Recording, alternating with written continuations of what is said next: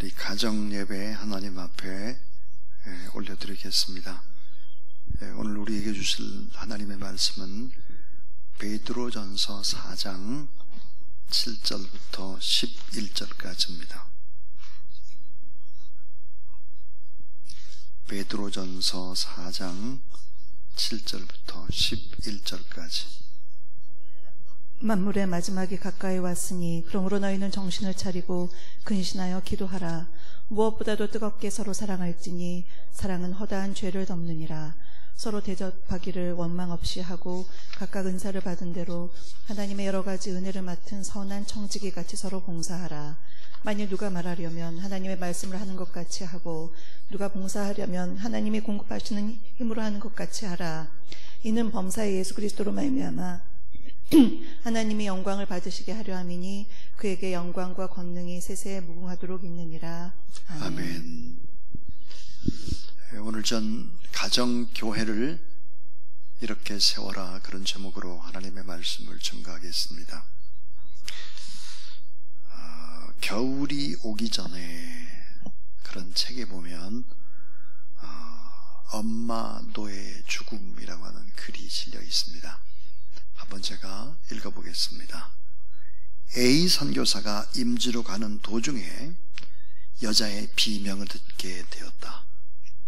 무슨 소리인가 하고 가까이 가보니 아들이 노예로 끌려가는데 그 엄마가 주인을 보고, 주인님, 나도 아들과 함께 사주세요.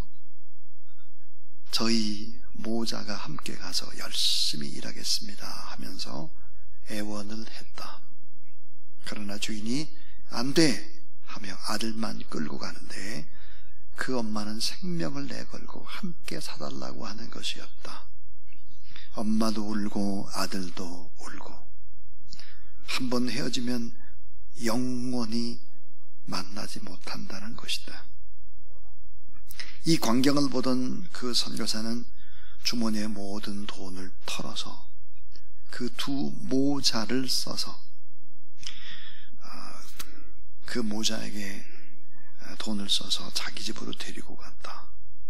그리고 세월이 지난 후 어느 날 선교사가 풀밭에서 비명을 지르고 넘어졌다. 실신이 된 선교사의 뒷발에는 독사의 이빨 자국이 나있자 엄마 노예가 입을 대어 독을 빨아냈다. 얼마간의 시간이 지나고 거의 죽었던 선교사가 일어나 보니 도끼를 입으로 빨았던 엄마 노예는 얼굴이 퉁퉁 부어 죽어 있었다. 엄마 노예는 자기를 사준 그 고마운 선교사, 진정한 사랑을 베풀고 자유를 준 이 선교사를 위하여 사망의 독을 입으로 빤 것이다. 오늘 우리는 어떻게 하나? 나의 생명을 건져주신, 아니 우리 가족 전체를 살려주신 예수 그리스도를 위해 어떻게 살 수 있을까? 어떻게 사망의 독을 빨아내주신 예수 그리스도, 그 사랑에 어떻게 보답할 수 있을까? 사랑하는 여러분, 어떻게 이 가정이라는 아름다운 교회를 우리가 세워갈 수 있을까? 오늘 말씀 보니까 만물의 마지막이 가까웠다. 그러므로 너희는 정신을 차리고 근신하여 기도하라. 무엇보다 열심으로 서로 열심히 사랑을 하라 그랬습니다. 자, 마지막 시대의 윤리, 마지막 시대의 개인 윤리가 뭘까? 나 개인의 윤리는 근신하면서 하나님 앞에 간절히 기도하는 것입니다. 근신하며 기도하라. 마지막 시대의 사회적인 윤리가 뭘까? 열심으로 서로 사랑하는 것입니다. 마지막 시대의 가정적인 윤리는 뭘까? 가정적인 윤리, 더 많이 나누고 베풀고 대접하는 것입니다. 마지막 시대의 교회의 윤리는 뭘까? 선한 청지기 같이 디아코니아, 봉사하는 것입니다. 그리고 더 낮아져서 섬기는 것이다. 이게 마지막 때의 윤리다, 그렇게 생각을 합니다.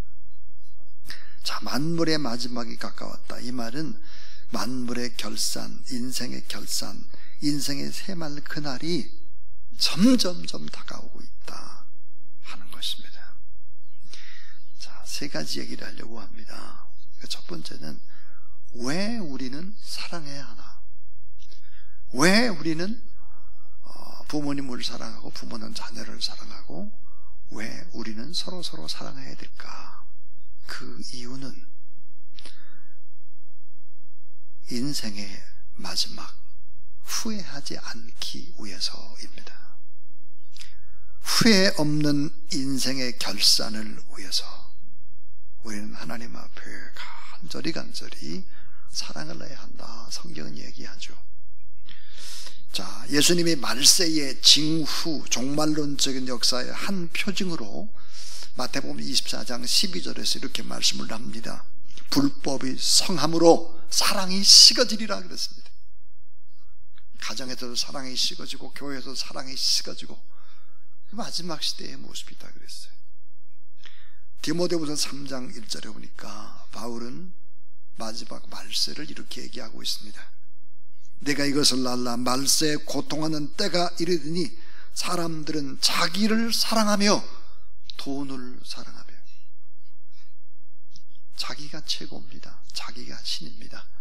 자기가 우상입니다. 자기를 사랑하며 돈을 사랑하며 그랬습니다. 왜 우리가 사랑을 해야 하나?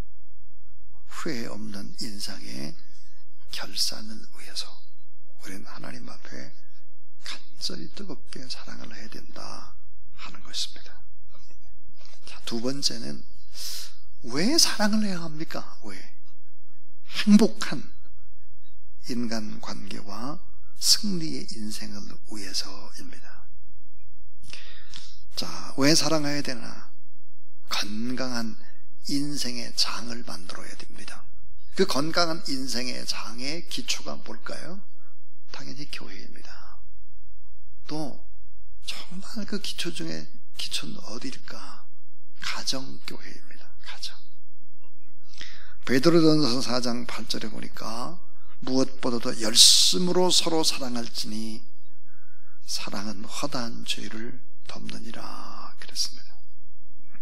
건강한 인간관계의 형성, 인간관계에서의 승리는 엄청난 능력인데 그 엄청난 능력을 볼까? 내 주변의 사람들의 허물을, 그 죄를 조용히 덮어주는 것입니다. 로마서 4장 7절, 그 불법의 사하심을 받고 그 죄를 가리우심을 받는 자가 복이 있다 그랬습니다. 주기도문의 강조점이 뭘까요? 우리에게 죄 지은 자를 사해 준 것 같이. 이 말의 의미는 우리에게 죄를 범한 사람들을 용서하는 삶을 나는 지금 살고 있는가? 죄를 덮는다는 반대말이 뭘까요? 용서하지 못하고 죄를 드러내는 것입니다. 죄를 용서하지 못하고 끝없이 들춰내고 끝없이 따지고 공격하고 비난하는 삶의 모습, 이것은 상처의 악순환이 반복이 되는데, 이것이 만약에 가정에서부터 반복이 되게 되면 일평생 가게 된다는 사실들을 성경은 강조하고 있죠. 그러니까 이런 상처의 악순환을 끊어버리지 않으면 안 된다 하는 것입니다. 오늘날 정치판에 오가는 언어가 너무 험악합니다. 언론과 또 TV 이런 거 다 보게 되면 용기와 희망을 주는 얘기가 거의 없습니다. 어떻게 하면 공격하고 흠집을 낼까? 그 모든 아픔과 고통들은 국민의 몫이 되고 있는 것입니다.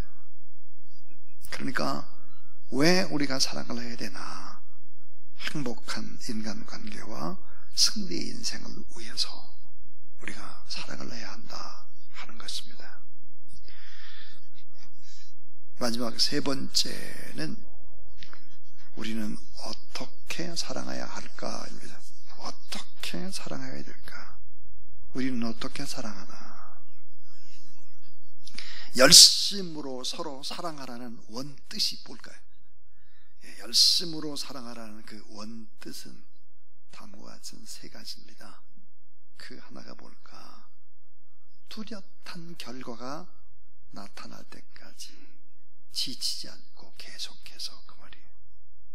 뚜렷한 결과가 나타날 때까지 지치지 않고 계속해서 사랑하라. 지속적으로 사랑하라.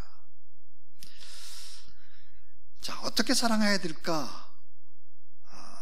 뜻한 결과가 나타날 때까지 열심으로, 그랬습니다. 이 단어는 지속적으로, 그 말이죠. 그 다음 어떻게 사랑해야 될까? 조건 없이 사랑하라. 조건 없이. 지속적인 결단으로 사랑을 결심하는 것입니다. 그 다음에 이제 열심으로 서로 사랑하라. 이 원뜻이 뭘까? 실제적이고 구체적으로 사랑을 하라 하는 것입니다. 그래서 베드로는 4장 10절에 보니까 선한 청지기, 관리자, 누가 봉사하려면 하나님이 공급하시는 힘으로 하는 것 같이 하라. 각각 받은 은사대로 하라 그랬습니다. 불법이 난무하는 세상에서 또 책임감 있게 사랑한다고 하는 것은 쉬운 일이 결코 아닐 것입니다. 사랑하는 여러분, 왜 사랑을 해야 하나? 왜? 후회함이 없는 인생의 결산, 마지막을 위해서. 왜 사랑해야 되나? 왜? 행복한 인간관계와 또 승리를 위해서. 어떻게 사랑해야 되나? 지속적으로, 조건 없이, 실제적으로, 구체적으로 그렇게 기도하면서 사랑을 하라 그랬습니다. 이런 일들이 가정이라는 공동체 안에서 이루어지고, 그래서 가정이 놀라운 생명의 에너지원이 되고 축복이 되는 거룩한 은혜가 가정에서부터 일어나게 되기를 주님의 이름으로 축원합니다.